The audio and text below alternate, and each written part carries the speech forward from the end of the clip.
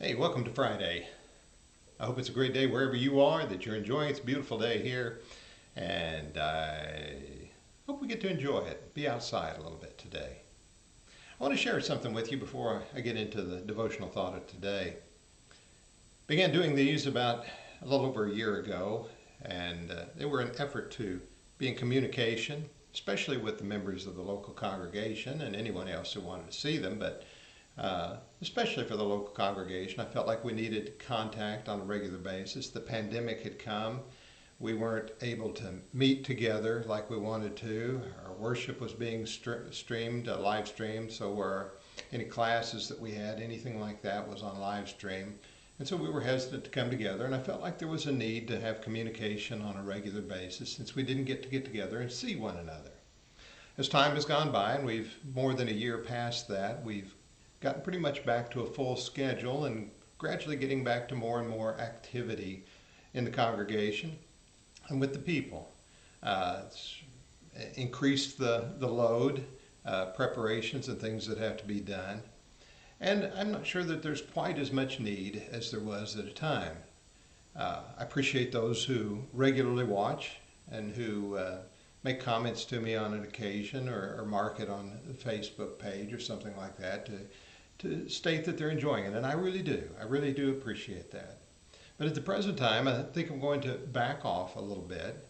What my thought is right now is that we will have 2 per week of these, probably on Tuesday and Thursday. If it changes from that, I'll try to let you know and make sure you're aware so that if you're wanting to catch up on these, they'll be there.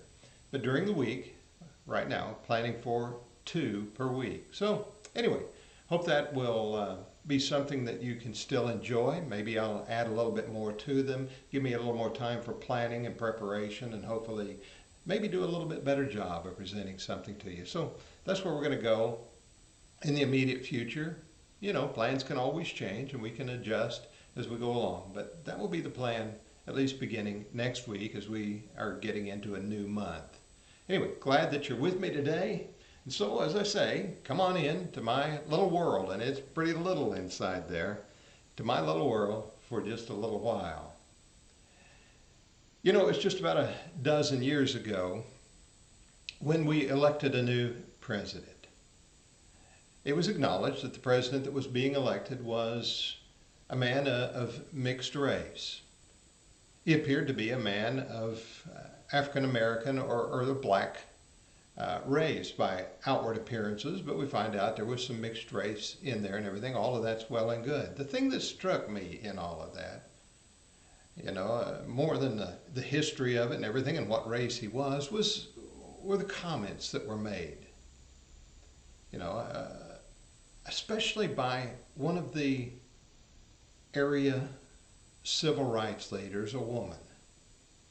As she made the comment at that point, finally, we have a president for all the people, that represents all the people. I sat and thought about that, and at first it made me angry. It made me frustrated. It bothered me, and in a way it still does. But maybe she was making a statement that we ought to hear. Because we do tend to see life through certain lenses.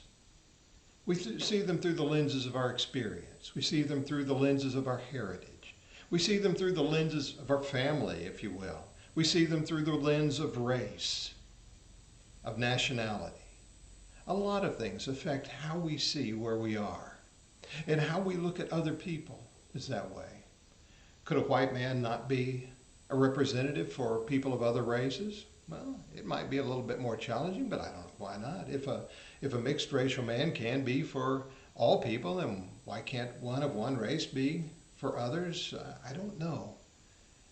I'm not trying to criticize or anything. I'm just trying to analyze. And as we look at ourselves, how do we see the world? And our lenses are no doubt affecting how we see and how we act. I can't say that one president has been a president for all the people. They all come with their agendas. They all come with their ideas. The right criticizes the left criticizes the right, those in the middle look one way and then the other. One race looks at another race, and we do that. Of course, the old question that comes back, can't we just all get along? There's always going to be a challenge, isn't there? But it makes me think about something else. For as the Apostle Paul would write, as he was trying to be a missionary to a broad spectrum of people, trying to take the gospel to a broad spectrum of people, he made it very clear that he was reaching out to people with whom he was not naturally in common. He talked about to the strong becoming the strong, the weak becoming as the weak, those under the law as under the law, those without the law, talking about the Old Testament Jewish law, as without the law. But he sums it all up in this statement, I have become all things to all men, that I might by all means save some. That's verse 22 of 1 Corinthians chapter 9. In other words, he wanted to be all he could be for the people he was trying to reach. He couldn't become their nationality. He couldn't become their race. He couldn't become a woman for women. He couldn't become a child for children. He couldn't really be weak for those who are weak, or stronger than he was for those who might be stronger in some way or another. You understand what I'm saying? He was what he was. But he generally tried to reach beyond the borders of his life, to see from the other side, to see what the needs were there. I keep thinking, isn't that the way we cooperate better? Isn't that the way we accomplish the most? Instead of one side criticizing the other, one side looking down on the other, one side belittling the other, suspicions and natural differences may arise. But if we try to see through another person's eyes as best we can, it's the old adage of walking in another man's shoes. If we could, how we would see the world might vary just a bit. You see, that's what Paul was trying to encourage himself to do, and I think trying to encourage us to do as well, that we might become a people who reach beyond the limits of who we have been to the people who we can be, to touch not only the people who are just like us, but to the people who are different from us, that we might find that unity that's there. You know, the prayer of Jesus was that we might all be one. I think it ought to still be our prayer, that we might all be one. Let's make that our effort today. See beyond. See beyond what we have been.